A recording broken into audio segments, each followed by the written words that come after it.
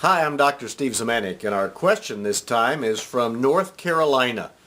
He writes, well, a lot of things, but let me boil it down. How can you dare promote a God who kills children with bears? I'm speaking of 2 Kings. A fantastic question. I sense you may be a tad angry at God. The story or the event that we're discussing is in 2 Kings chapter 2, and in fact God does send two female bears to maul 42 individuals. A couple of things. First off, God was not sending bears to kill toddlers. The word there for child or youth or young man, all depending on your translation of the Bible, refers to people who are in their late teens and even into their 20s. It's the same word that's used for Benjamin, who we see was 20 years old when that word's used of him.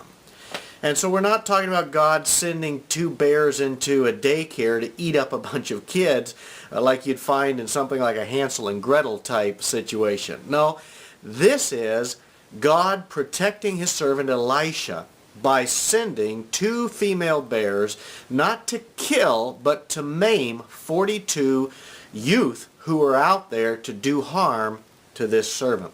The second is a cultural issue. Much like in the Middle East today, insults carry a lot of weight. They're not something you can just let pass.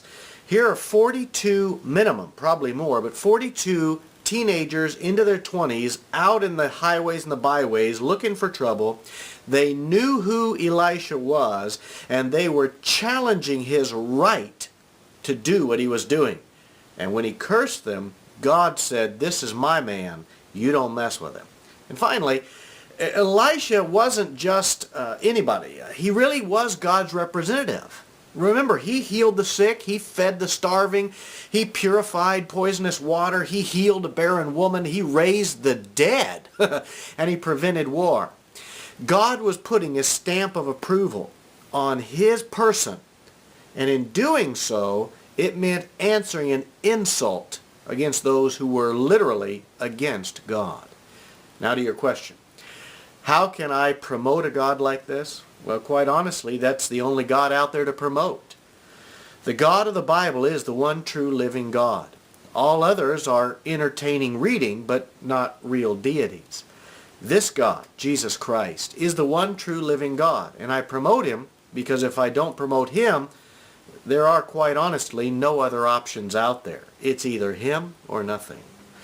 And what you take as a horrible event, those of us who are followers of God take as a very reassuring event because it means God does take care of his own.